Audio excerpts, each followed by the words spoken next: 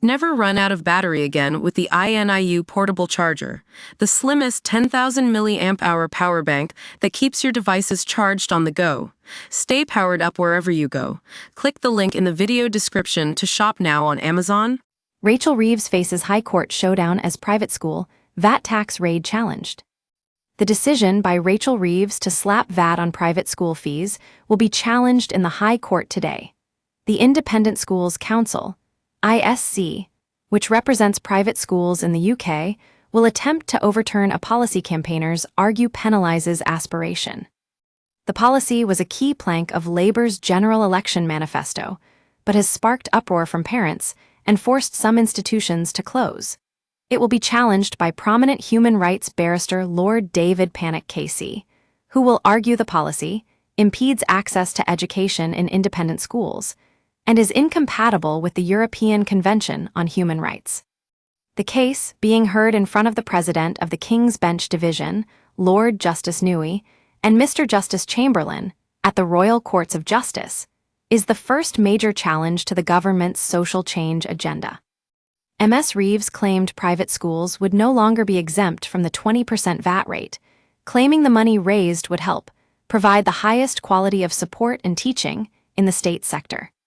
She said the increase levied on schools before being passed on to parents would raise £460 extra to spend on state schools, rising to 1.7 billion by 2029-30. This is despite 1,400 private schools helping the state sector by removing pupils from a system on which they do not rely. Ms. Reeves, in her role as Chancellor, is listed as a defendant. The case is being heard on an expedited basis, following a successful argument from Lord Pannick that parents needed certainty because they are already feeling the effects of the policy. ISC boss Julie Robinson said, "This is an unprecedented tax on education. It is right that its compatibility with human rights law is tested. We believe the diversity within independent schools has been ignored in the haste to implement this damaging policy, with families and, ultimately, children bearing the brunt of the negative impacts this rushed decision is already having." The ISC claims the policy breaches the European Convention on Human Rights, specifically Article 14, the prohibition of discrimination, and Article 2 of the First Protocol, the right to education. Private schools were clobbered with the VAT hike for the first time on January 1, after the government announced last summer that the tax raid would start in the middle of the academic year. The ISC says 8,000 children were pulled out of private schools before the new academic year, while a further 2,500 have followed since. The hearing is expected to last 3 days. We use your sign-up to provide content in ways you've consented to and to improve our understanding of you. This may include adverts from us and third parties based on our understanding.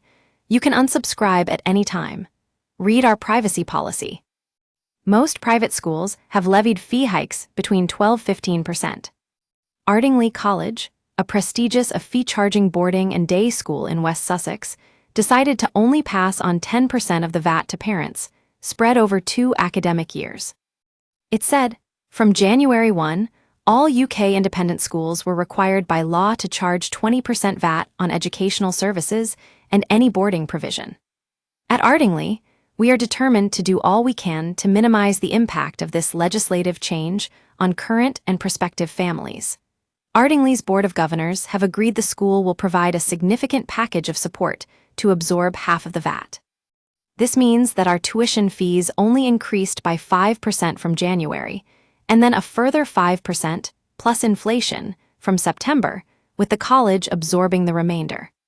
For the 2025-26 academic year, parents of Year 7 pupils are charged £8,197 a term, while those with students in the 6th form are billed £11,460 a term.